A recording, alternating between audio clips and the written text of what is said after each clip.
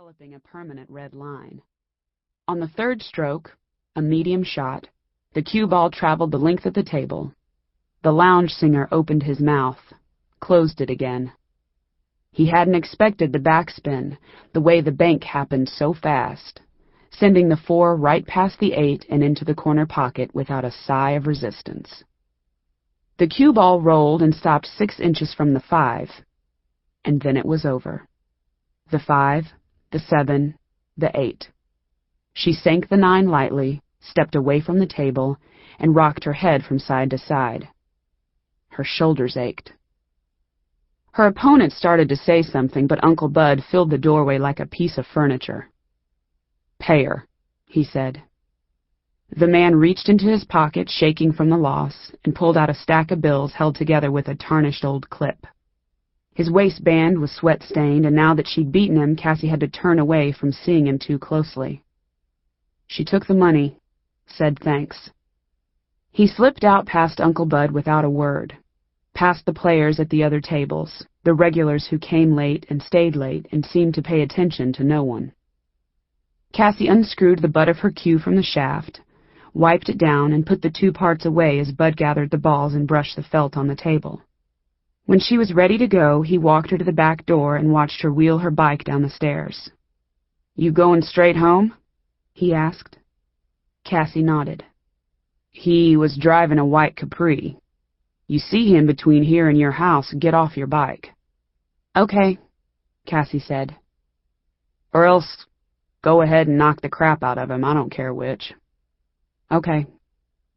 Cassie pulled her cap down over her ears, wheeled out onto the main street of Roseville, where every business was long closed and every resident was long asleep.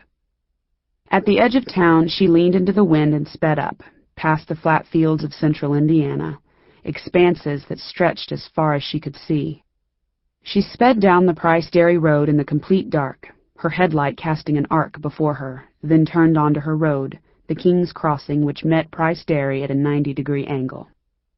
She headed for her house, where her sister Belle slept on one line, and her mother Laura slept on another, and where her father Jimmy, the Vertex, was entirely absent, where there was nothing she could do, no shot to take, no safety. A light glowed in the trailer at the rear of the property where her grandfather Poppy lived with his dogs. Poppy left the light on for her, and the dogs didn't bark.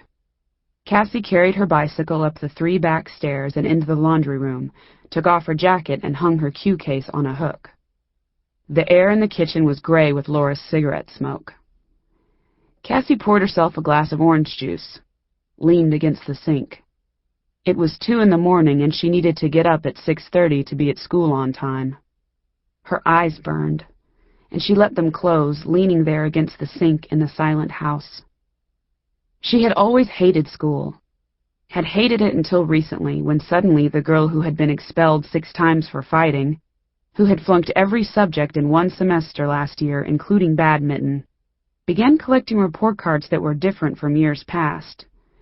In this, the spring of her 10th grade year, she had done poorly in everything but math. Her teacher, astonished, had sent a letter to Laura that said one thing: "She's a natural." Part 1. The Hammer in Her Hand. The Spectrum of Possible Outcomes. 1979.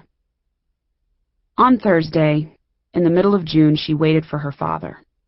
He hadn't been home for 2 days, so she got up early because sometimes he showed up very early and went straight to bed.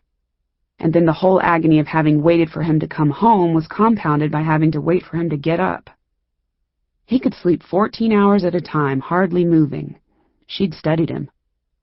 She got out of bed without making a sound, pulled on the clothes she'd worn the day before, didn't bother brushing her teeth or looking at her hair.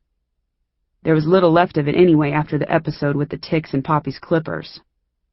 She got up very early, before Laura or Belle, and crept down the stairs and into the kitchen tinged with morning light. The pale green kitchen that smelled. Above and below food, laundry, visitors, of Laura's cigarettes, and took out a bottle of chocolate milk that was made of neither chocolate nor milk, her favorite drink. She took a banana, too, because bananas are by nature quiet foods, and snuck out through the living room, through the foyer with the 2 glass cases filled with her dead grandmother's figurines, frolicking baby animals, and out into the screen porch. The rocker closest to the front door was splintered. The one closer to the road groaned, and in neither did her feet reach the porch. She chose the one that groaned and hoped she wouldn't move. Even this early, the air was warm. Later a breeze would come up, she guessed, but for now the trees were still. The view from where she sat dazed her with familiarity. The horseshoe-shaped gravel driveway with the holes no amount of dirt or gravel could fill. The yard on the other side of the drive. Nothing in it, just grass. And then her road, the King's Crossing. Bumpy asphalt with glass sewn in. In sunlight it shone like diamonds. Across the road, a ditch that collected stray papers, detritus. Once she'd found a child's tennis shoe. Just the one. Beyond the ditch was the fence row that stretched the whole 600 acres. To the left of her vision in the field was a stand of tall trees, a windbreak, and far to the right was another. Between the stands of trees, the corn was pushing up in little shoots. It had been a dry spring, and barely visible to her were the power lines. 4 gigantic silver men in a row, standing with their hands on their hips. Displeased.